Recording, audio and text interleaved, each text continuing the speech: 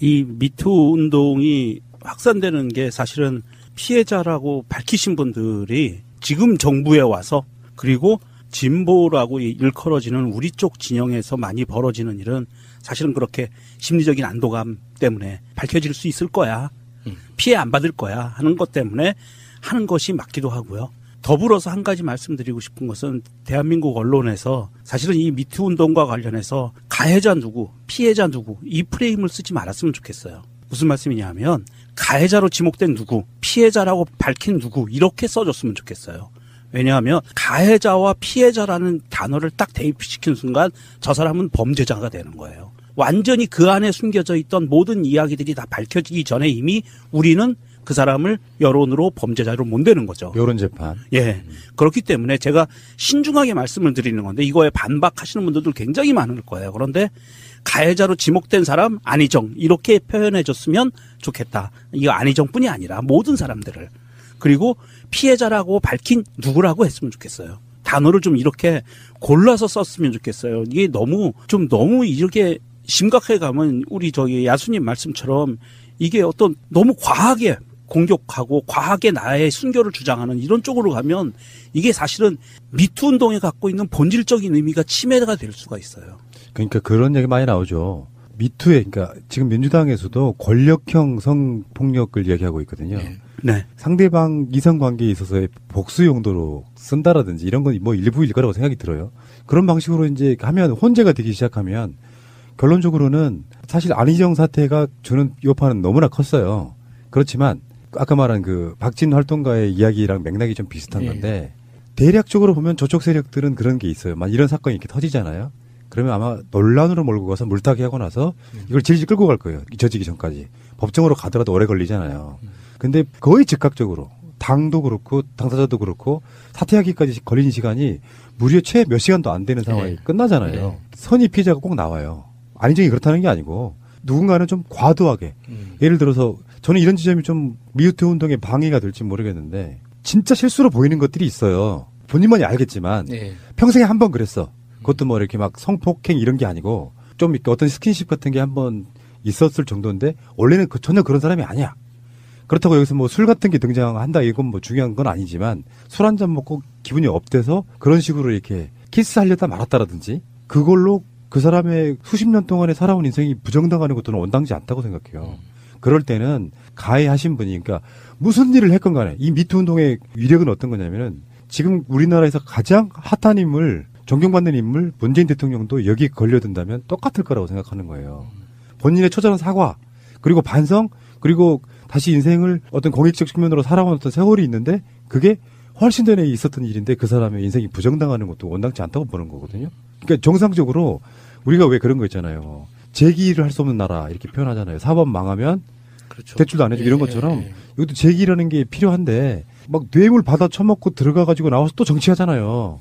일반적으로 정치인들 그런 경우 많잖아요. 근데 그런 식에 휘말리면 재기가 불가능해져 버려요. 이게 온당하냐. 그 이야기도 한번 해보고 싶은 거예요. 가해자인 건 맞지만 한편으로는 미투 운동의 광풍에 너무나 많은 사람들이 쓰러져 가는 것도 사실 지금은 우려를 좀 해야 된다는 거죠. 그리고 이게 미투 운동 때문에 특히 남성분들이 굉장히 불편한 마음이 있는 분들이 많을 거예요. 근데 그거는 미투를 제대로 이해하고 있지 않아서 아닌가요? 그럴 수도 있는데 미투는 한 번은 겪고 가야 할 우리의 아픔인 거예요. 대한민국 사회에 숨어있던 그러니까 문재인 대통령의 정치 혁신을 통해서 이 민주주의라는 이 개념이 정말 그 수준까지 이제 생활 속에 곳곳에 자리 잡기 시작한다는 거죠. 그래서 그런 권력 관계 때문에 발생한 성추행이나 성희롱이 이게 잘못됐다고 밝히고 바로잡을 수 있는 권력이 나한테 생겼다는 걸 인식하기 시작했기 때문에 미투 운동이 촉발될 수 있는 거거든요. 그래서 이게 저는 미투 운동도 우리 사회가 지금 좋은 길로 가기 위한 약간의 홍역 같은 거지 이게 우리의 부끄러운 모습이라고 생각하고 이거를 더 축소시키거나 안 그러면은 뭐 저쪽 사람들이 바라는 것처럼 뭐 다른 도구로 활용하거나 물타기 하거나 이런 절대 안 되는 거죠. 이게 밝혀질 수 있을 만큼 정말 이게 시간이 오래 걸리더라도 언젠가는 꼭 우리가 한 번은 겪고 가야 되는 거거든요. 그래서 계속 진행돼야 된다고 보는 거죠. 그 미투 운동 초창기 때 제가 드렸던 말씀이 있는데 뭐냐면은 마차님 잘 아시겠지만 서구 선진국이라고 불리는 그런 나라들에 보면은 어린 아이들 만지고 쓰다듬는 것도 사실은 그런 식으로 지탄을 받잖아요. 그렇게까지 만들어지기까지 그 오랜 시간이 걸렸다는 거예요. 그런 어떤 사람에 대한 인권 이런 것들이 만들어지기까지 오랜 역사를 통해서 만들어지는데 한국은 이런 운동을 통해 가지고 그런 게 굉장히 짧은 시간 내에 단축적으로 함축적으로 뭔가 더 발전할 거라는 건 분명해요.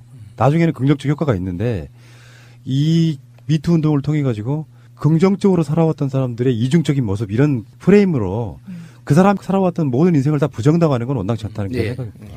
할아버지들이 지나가는 꼬마들 보면 아이고 이쁘다 하고 고추만 주고 이런 것들이 90년대 우리나라에서도 흔하게 있었고 그거를 범죄라고 생각하지 않았었잖아요. 근데 막상 미국 가서 똑같은 행동을 하면은 경찰 뜨고 난리가 나는 거예요. 체포되죠. 근데 당시에 그런 기사가 났을 때 미국 사람들 진짜 이상하다. 너무 오버하는 거 아니냐. 그랬지만 지금의 20, 30년 지나서 지금의 시각에서 보면은 그거는 맞는 거잖아요. 인권 차원이나 어떤 문제, 어린이 성범죄에 있어서도. 그런데 지금 뭐 예를 들어서 10몇 년 전에는 우리도 이거를 성범죄라고 느끼지 못한 거를 지금에 와서 마치 이 사람이 나에게 그러니까 굉장히 큰 피해면은 이해를 하지만 제가 말하는 건 희롱 정도. 그걸 가지고 이제 와서 나는 사회적으로 너를 매장시켜버릴 거야. 라는 의도를 가지고 지금처럼 SNS가 발달이 됐을 때 그거를 악의적인 의도로 쓰는 것은 이 미투를 완전히 훼손시키는 일이 아닌가라고 생각을 하는 거죠. 예를 들어 그러니까 최근에 일어났던 정봉주 같은 경우에는 처음에 익명으로 얘기를 했단 말이에요. 그렇게 되면은 앞으로 재개될 많은 미투가 익명으로 막 던지는 식으로 먼저 던져놓고 내가 사회적으로 무리를 일으킨 다음에 그 다음에 보겠어.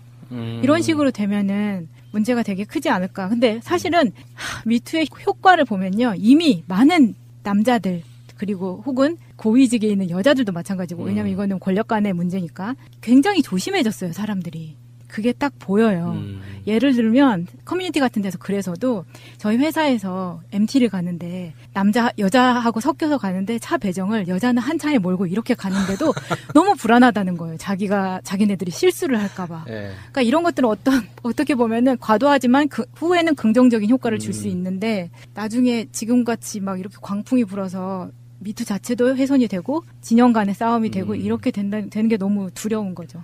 이게 그리고 우리가 지금 너무 잠잠해졌는데 얼마 전에 류호혜 씨가 또 성명을 냈어요. 나도 미투인데 왜 언론에서 안 받아주냐는 거예요. 맞거든요.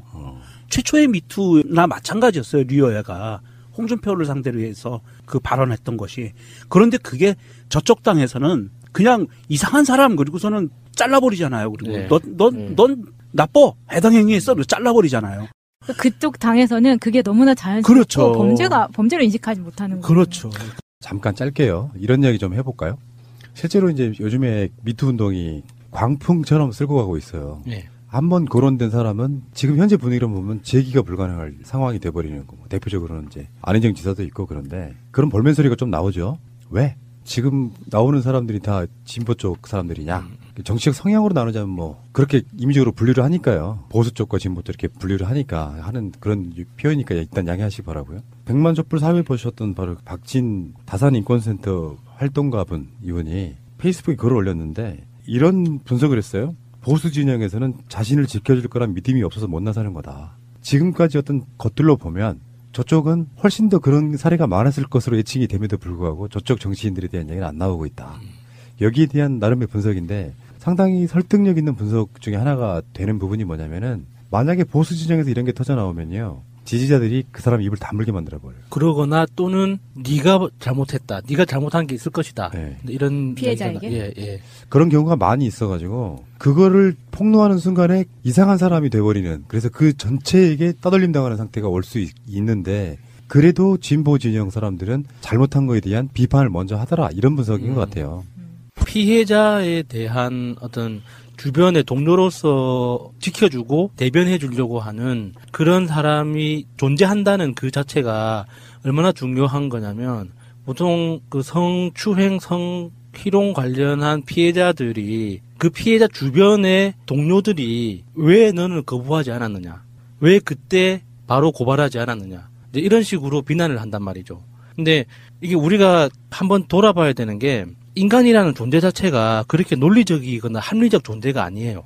그러니까 그 상황이 발생하는 그때에는 그 상황에 대해서 해석할 수 없어요. 우리는 항상 그 사건이 끝나고 난 다음에 돌이켜보면서 아, 전후 맥락이 이랬구나. 그때 상대방이 이랬구나. 내가 대응을 이렇게 한 게 이거는 잘했고 저거는 못했구나라고 되돌아볼 수 있는 거지. 그 상황 안에서는 아무도 그 상황의 어떤 사건의 맥락 속의 의미나 어떤 상호관계의 어떤 권력 위기의 서열이나 이런 거에 대해서 인식하지 못한다고요. 그래서 피해를 당한 분들은 시간이 지나고 나서야 깨닫게 돼요. 그래서 그거를 폭로할까 말까 이 두 가지 선택지 안에서 제3의 길이 있을 거라고 항상 믿거든요. 이게 정신적으로 취약해지면은 그런 믿음이 생겨요. 내가 지금 긴장해서 제대로 합리적인 방법을 못 찾고 있는 거야. 내가 폭로하지 않고도 나를 회복시킬 수 있는 다른 방법이 제3의 길이 있을 거야. 라고 그 믿음이 시간이 지나면서 아, 그 길이 없구나. 라는 깨닫는 데까지 시간이 필요하단 말이죠. 그 시간이 지나고 나서야 폭로를 할 용기가 생기는 거예요. 근데 그 폭로만 듣는 우리들은 이제 다 정제되어 있는 이야기를 듣는 거잖아요. 그 사람과의 가해자와의 어떤 그 상하관계, 권력 위계 서열 이런 것들을 다 정리가 된 상태에서 듣기 때문에 우리는 굉장히 합리적이고 논리적으로 비판할 수 있어요. 왜 당연히 그 상황에서 거부하지 않았느냐. 근데 실제 우리 인간 세계에서 일어나는 상황들이라는 건 그렇게 합리적이거나 논리적이지 않거든요.